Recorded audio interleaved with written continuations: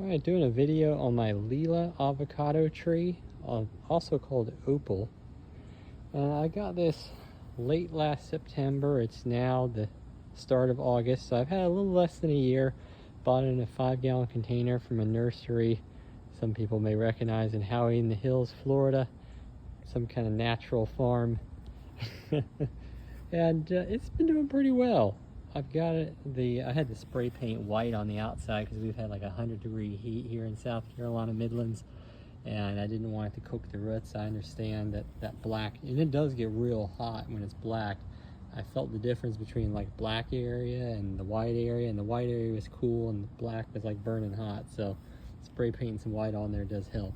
But you know, less than a year of having this, and I've got some avocado set on here. I'm gonna pick one to try out. I got 4, a lot more had set, and I thinned them down so that they wouldn't overload this still young tree. I got one here, smaller one right here, and let's see, I got a good size one right here, and then there's a 4th around.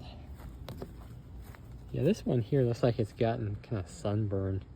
They all look pretty good, really. I don't have any problem with damage. I put another video out before with the soil mixture I use. This is a 15-gallon pot.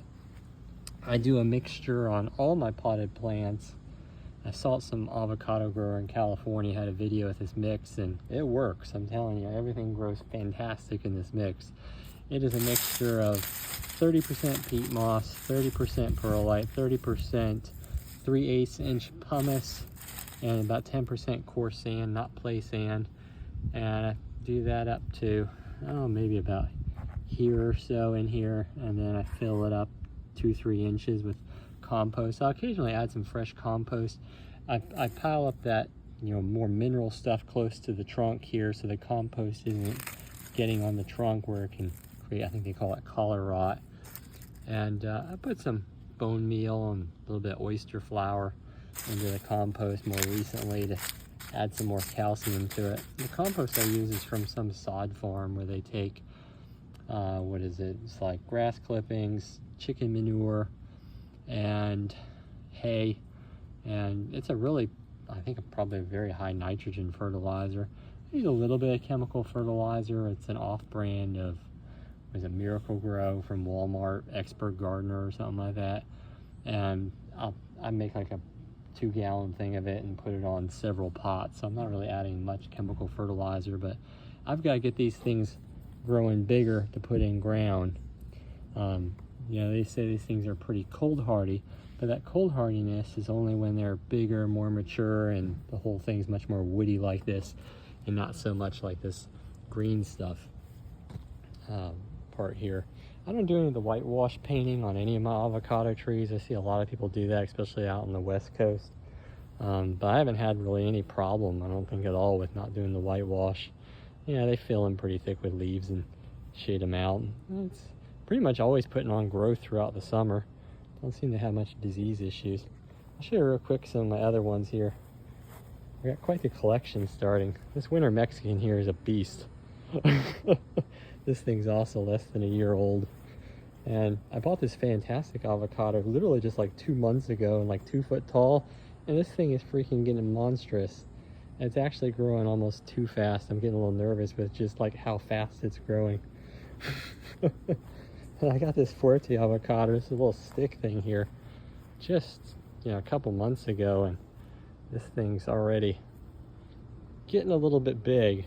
Something I'll do is this central leader.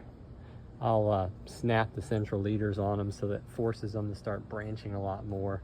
Yeah, you don't, the guy I bought the avocado trees from in Florida told me, says you don't want to have a Christmas tree, you want to have an avocado tree. So, you know, I had to do the same thing on this too, where I snapped off that central leader so that it would branch out more, and you can see where it's already putting more branching on. Got high hopes for this bacon. I grew up with the bacon avocado tree in Los Angeles area growing up, and I love the bacon avocados. I think they're better than the store avocados, and it's really leafed out a lot and looks pretty healthy. Yeah, I'm growing all kinds of stuff here. Love growing stuff. But getting back to the Lila avocado, I'll go ahead and pick one and ripen it up. I learned my lessons on the poncho avocado. Take the one that looks the worst, so if something goes wrong, I don't ruin my better ones. All right, let's give it a ripening and we'll continue taste test.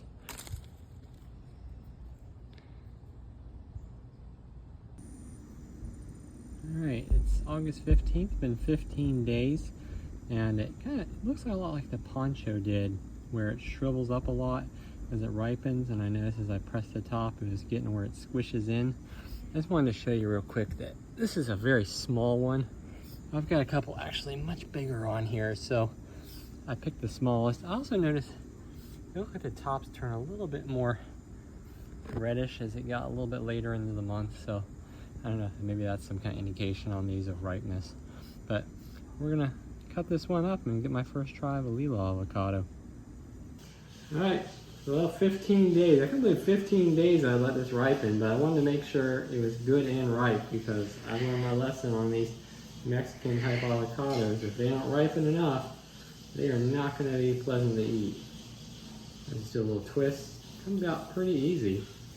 Yeah, I've heard some commentary that the pits stick on these, but not my experience. The poncho didn't stick, and the Lila, gosh, I really made a mess of that, didn't I? I'm growing these too. Alright, well look at this. It's got a little bit more of a greenish color, I think, than the poncho or store avocado. Feels like it's ripe enough. It's pretty soft inside.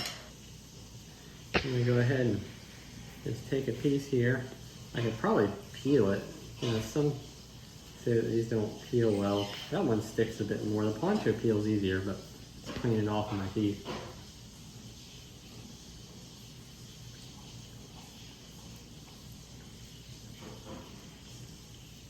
That's really good. It's hard to compare it with the poncho, very similar, but it doesn't peel as easy as the poncho. This one sticks more. Yeah, it peels fine. And the peel's very eatable. Like, I'd be fine eating the peel in my sandwich or whatever. I suppose some people may not like that texture, but hey, fiber's good for you, right? Overall, it's a winner. It's a good tasting avocado.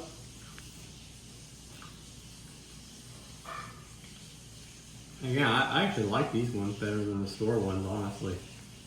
Alright, well, I'll be posting more videos in the future as I come along and growing avocados. You know, call me crazy.